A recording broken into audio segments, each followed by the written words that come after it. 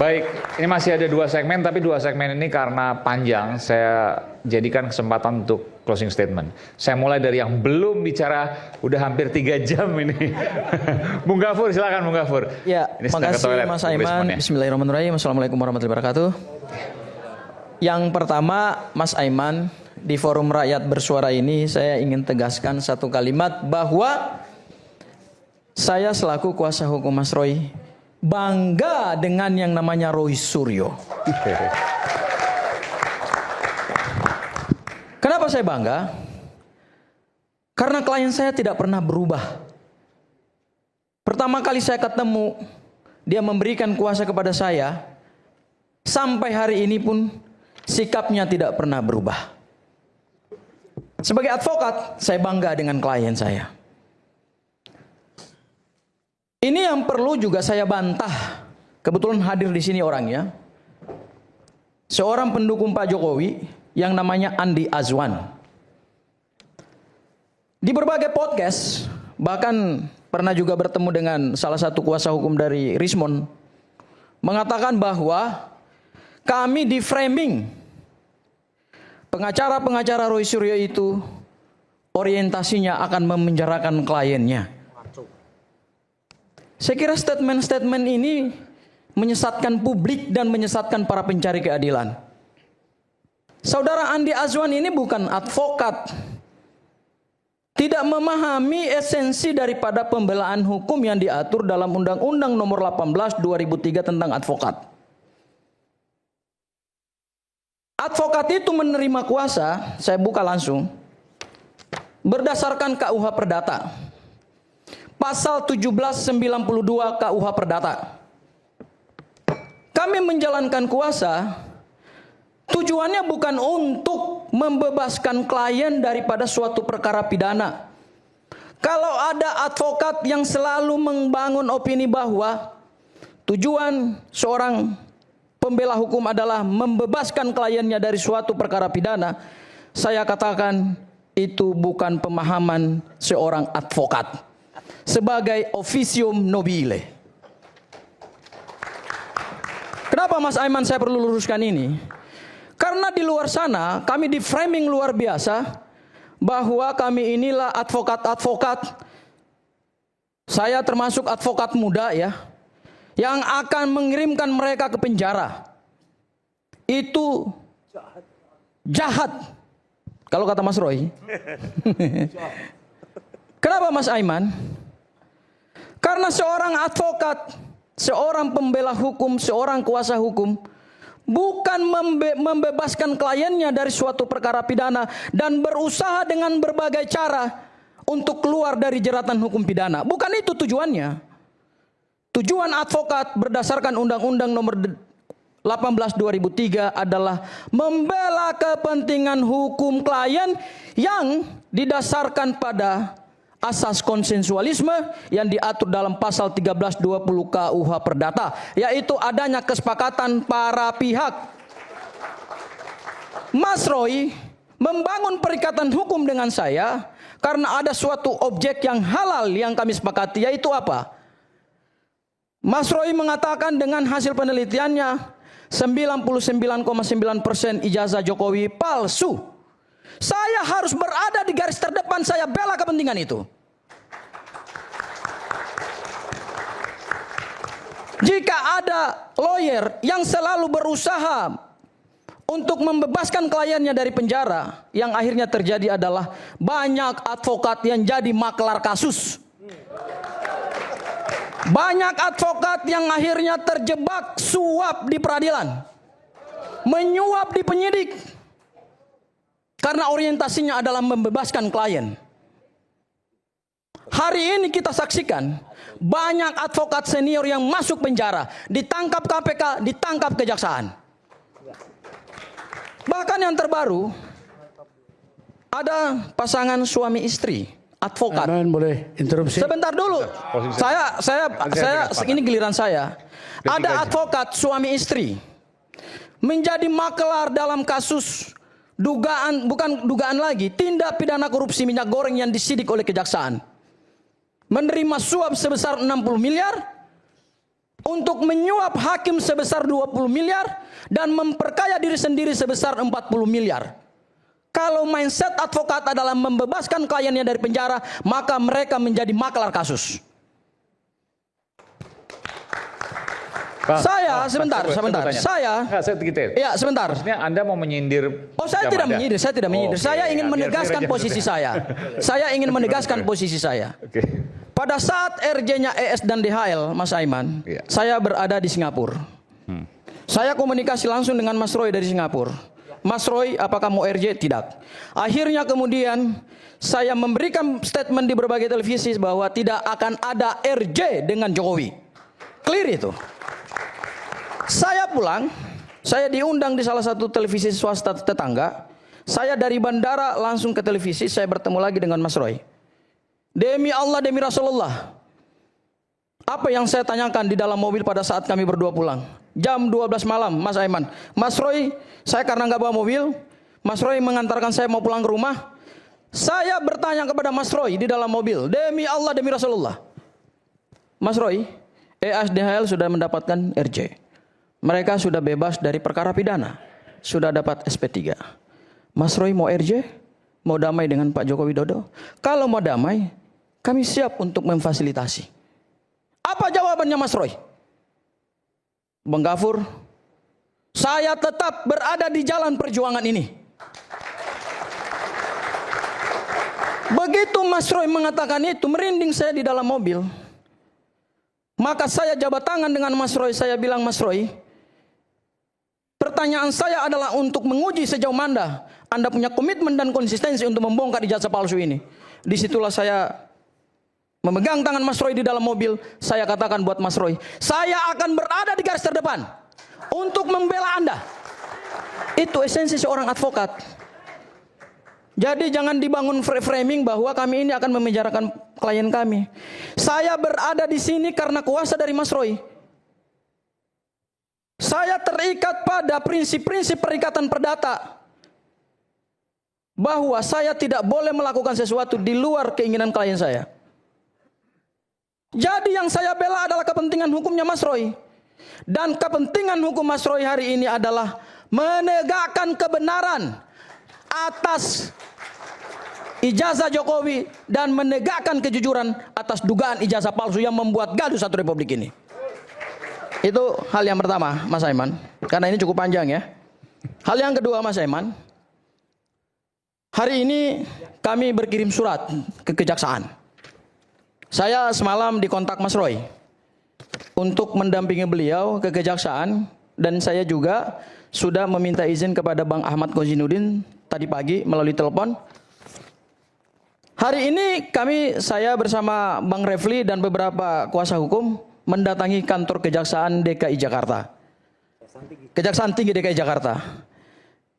Sebetulnya hari ini tujuan kami adalah meminta audiensi dan suratnya resmi kami tujukan kepada Kajati, UP adalah Aspidum. Tapi alhamdulillah Mas Aiman, begitu kami hari ini mau mengirimkan surat itu, kami langsung diterima oleh pihak kejaksaan. Kami melakukan audiensi kurang lebih ada 7 jaksa. Saya bertanya kepada para jaksa, apakah bapak-bapak yang terima kami ini adalah jaksa yang ditunjuk berdasarkan P16? Mereka katakan, iya, kami adalah jaksa yang diberikan mandat oleh pimpinan untuk meneliti berkas perkara yang dikirimkan Polda Metro Jaya.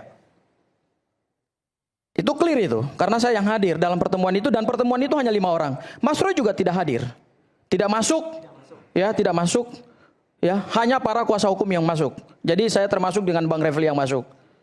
Ada 3 poin, sebenarnya ada 4 poin yang ingin kami dialogkan dengan jaksa peneliti berkas. Yang pertama adalah kami menyampaikan satu keberatan atau barangkali sebagai bahan diskusi kami, yaitu adanya kelalaian penyidik melampaui batas waktu yang ditentukan oleh undang-undang, yaitu 14 hari. Yang ditentukan baik dalam KUHP lama pasal 183 ayat 2 maupun junto pasal 61 ayat 3 KUHP yang baru. Sudah melampaui batas waktu 14 hari. Dan pada saat kami berdialog itu, kami bukan hanya bicara dari aspek hukum pidana formil yang general itu, tetapi lebih spesifik, kami juga bicara soal pedoman Jaksa Agung nomor 1 tahun 2006 tentang pola koordinasi antara penyidik dan penuntut umum dalam penanganan perkara tindak pidana. Ini saya bawa, kalau ada yang mau kita diskusikan, mau berdebat sama saya boleh. Ya. Kami keberatan karena apa? Karena berdasarkan informasi resmi yang tadi mereka berikan kepada kami, tanggal 13 Januari berkas dikirimkan pertama kali, 13 Januari. Tanggal 20 keluar P18. P18 itu adalah hasil penilaian jaksa terhadap berkas perkara. Dan tanggal 26 Januari, pas hari yang ke-13, keluar P19. P19 adalah uraian petunjuk jaksa penuntut umum kepada penyidik Polda Metro Jaya. Dan setelah tanggal 26 Januari itu, kemudian kami tanya, apakah berkas pengembalian petunjuk itu sudah diterima belum oleh kejaksaan? Belum diterima. Jadi kalau ada pihak-pihak yang mengatakan bahwa berkas itu sudah diterima oleh kejaksaan, itu hoax. Bohong lagi orangnya itu. Bohong. Apalagi ada pihak-pihak yang mengatakan ini akan segera P21. Jaksa aja belum terima berkas perkaranya.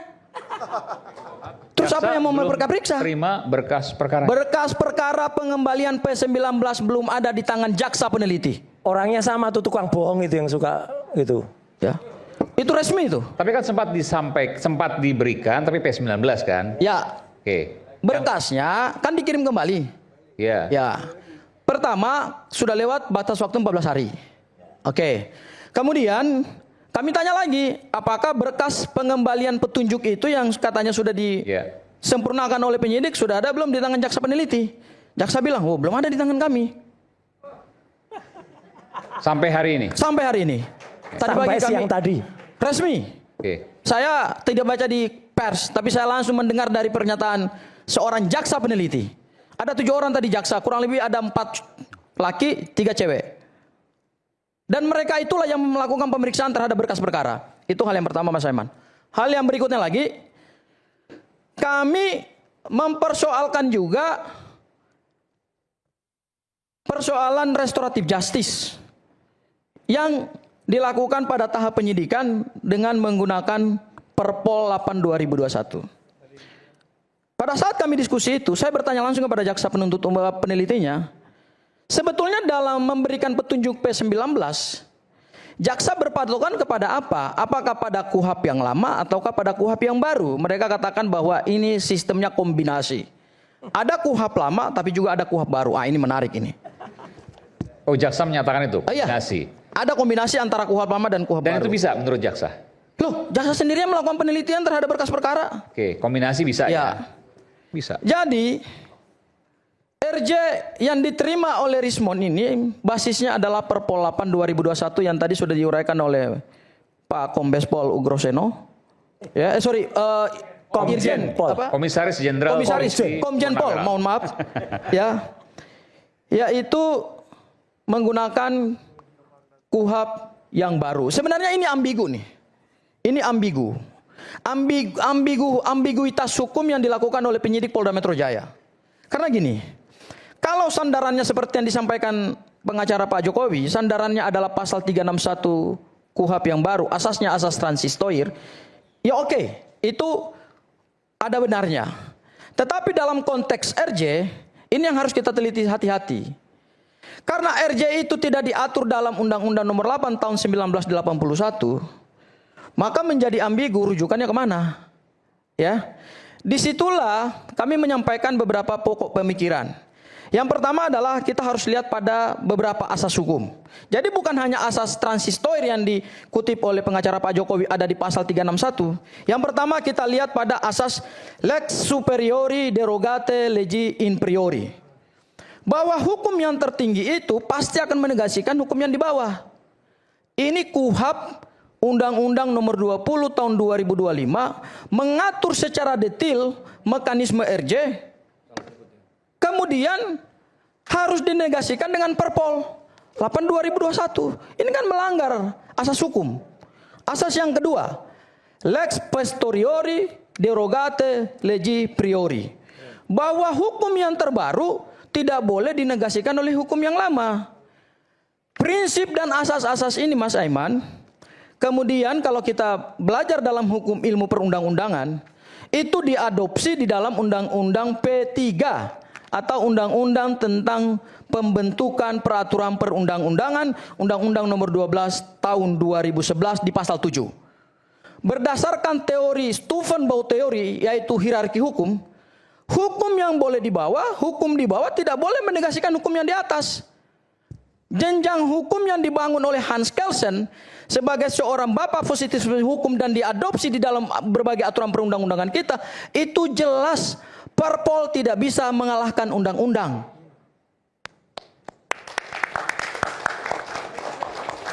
Jadi, kalau ada pihak yang memaksakan RJ dengan menyandarkan pada Perpol, sementara kita sudah punya undang-undang yang secara komprehensif mengatur terkait dengan restoratif justice, ya berarti kita rusak tatanan hukum ini. Bedanya apa? Perpol 8 2021 dengan KUHP yang lama. Karena KUHP yang lama itu di dalam tahap penyidikan tidak diatur terkait RJ, maka kemudian dibuat peraturan lain. Begitu lahir undang-undang yang baru, seharusnya inilah yang menjadi rujukan. Karena apa? Karena undang-undang dengan undang-undang sudah apple to apple. Berdasarkan apa? Berdasarkan Steuvenbauer teori, dan itu diadopsi di dalam Undang-Undang Nomor 12 Tahun 2011. Boleh, itu yang kedua. Kemudian yang terakhir Mas Aiman, saya ingin katakan soal pelimpahan berkas perkara. Kami tadi keberatan soal 14 hari. Dan hari ini kejaksaan mengatakan bahwa pada saat mereka melakukan penerimaan berkas itu, mereka akan mempertimbangkan apa yang menjadi masukan kami. Yang pertama, kami minta kepada kejaksaan supaya komitmen dan konsisten mempedomani pedoman Jaksa Agung nomor 1 tahun 2026. Yaitu diatur di mana? Diatur di dalam bab 3 terkait dengan pola koordinasi penyidikan. Pada poin 51, 52, 53, 54. Bahwa penyidikan tambahan yang melampaui batas waktu 14 hari, maka SPDP harus sudah dikembalikan kepada penyidik Polda Metro Jaya. Pada saat saya bertanya kepada jaksa peneliti, apakah SPDP ini pernah dikembalikan? Mereka diam 1000 bahasa. Artinya saya lihat bahwa memang harapan untuk mengembalikan SPDP pada tahap ini, pada tahap sebelum pengiriman berkas belum. Tapi ada satu optimisme dari kami adalah kalau sebentar dulu, kalau 3 jam nunggu tadi. kemudian SPDP tidak dikembalikan, maka kalau jaksa melakukan penelitian berkas perkara terhadap berkas yang sudah dikembalikan dan melampaui batas waktu yang ditentukan undang-undang dan pedoman internal mereka, maka kemungkinan berkas perkara akan dikembalikan beserta SPDP. Oke, baik. Cukup. Saya bisa baik, menanggapi dikit.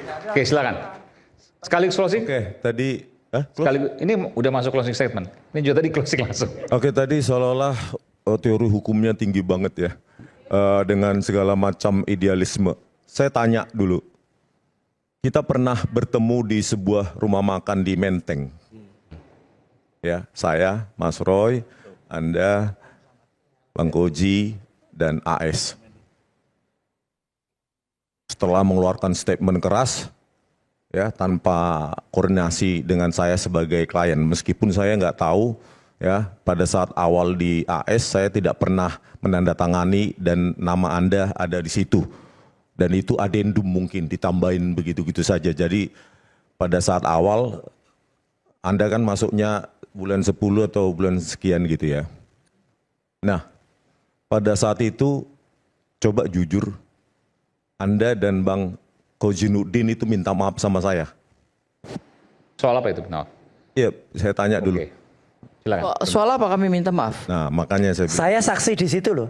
ya. Nggak bisa ngomong, saya nanya. Saya tahu itu biasa kayak gitu tuh. Oh ya minta maaf ya, yuk ketemu gitu. Tidak ada kesalahan yang fatal yang satu. Hanya kesalahan memang kalau dikatakan dianggap Rismon waktu itu minta keluar dari tim AK. Ini tunggu Loh, bentar. saya ada di Iya, situ. Kamu nggak benar. bisa bohong. Saya ada di situ. Ini tukang Ya, kamu bohong. juga nggak bisa bohong. Nah, iya ini bohong ini mau bohong, mau jatuhkan ini. Ya, Dia bentar. pengetahuan hukumnya jelas, ijazahnya asli, UI lagi. Bentar, ya, bentar. Ya palsu lagi udah. Kau Dokter palsu. Dokter palsu udah nol. Zong, Oke, udah nggak usah bicarakan lagi nih. Saya Zong. lanjutkan ya. Oke, oke. Nah pada saat Ini itu, mau menjatuhkan Udah. Gafur, Bukan, nggak bisa. bukan. Oke, Saya ada di situ. Ada Bang Nah Gafur. pada saat itu Iya. Klarifikasi nanti. Iya. berdua minta maaf pada saya. Kami tampil di TV itu kami minta maaf, kami keras tanpa koordinasi karena itu disuruh AS. Benar gak? AS itu siapa sih? AS siapa tuh? Sebut aja namanya AS Sebut siapa? aja namanya.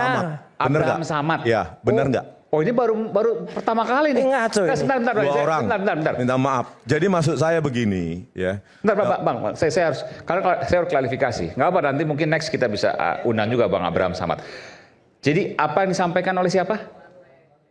Abdul Ghafur dan Oke. Kozinuddin. Pengacara, oke. Klien saya siap dipenjara sampai 100 tahun. Oke. Kan ada itu statement itu Oke. di televisi ya. Saya secara pribadi tidak Nggak pernah menyampaikan ngomong seperti gitu. ini. Ya, nanti jelas. Jangan Siapa? membangun Pokoknya- narasi di luar konteks. Terkait Abraham Samad itu apa maksudnya? Nah, ternyata mereka minta maaf sama saya. Ah. Ya. Mereka mengatakan itu di televisi, gas terus, tahan terus. Itu ada yang nyuruh. Siapa yang bilang itu? Mereka minta maaf sama saya, Karena ada yang nyuruh. ada yang nyuruh. Yang nyuruh adalah Abraham AS. Menurut? Hah? Menurut Ya mereka minta maaf sama saya. Yang Bahkan bilang AS AS siapa? ini pun minta maaf sama saya. Abraham Samad minta maaf. Sama saya. Enggak ini gak etis. Satu Ini- satu ini- satu ini- saya ini- nggak jelasin. Begini, Makanya gini, kita harus mereka itu jujur. keras. Ini kita luruskan. Bentar. Aiman. Bentar. Kalau jujur sama-sama jujur, ya. Aku enggak respon WA dengan istri saya untuk minta diketemukan di hari itu. Jujur. Apa? Diketemukan siapa? Iya, minta sih, tentang ketemu apa? dengan orang-orang ini. Adinda Aiman. Ada buktinya, ini tukang Adinda bohong Aiman. udah ijazahnya palsu Adinda bohong. Aiman. Tahu ijazahmu palsu. Palsu kamu udah. Bentar, Tolong bentar, kasih Bang. ruang Udah, kepada palsu Rismon untuk udah. berbicara. Kasih waktu Tolong saya kasih ruang berbicara. kepada Rismon untuk berbicara. Maksud saya begini. Jadi- Bung Ini Bung. kamu Ya. nggak usah ngomong. Tolong ya. Dia nggak usah ngomong tuh. Tolong Keluarin. kasih ruang Keluarin. kepada dia untuk berbicara. Saya nggak keberatan. Keluarin. Kalau- Keluarin. Jadi- ini nggak keluarin tuh. Itu apa? Jadi maksud saya Keluarin. begini. Keluarin. Tolong keluarin. Saudara Azam Keluarin. kan juga Mas Roy. berbicara. Rasman Kasih keluarin. saya untuk berbicara. Rasman keluarin. Rasman Kasih keluarin. Rismon berbicara. Rasman keluarin. Tukang ngaco ini. aku Ayo bingung. keluar. Udah. Ayo keluar. Mas Roy, enggak saya. Ya keluar. Udah. Itu Rasman keluarin. Sebentar. Enggak saya mau tanya. Rasman Arif Nasution keluarin. Udah. Sudah. Ibu keluar.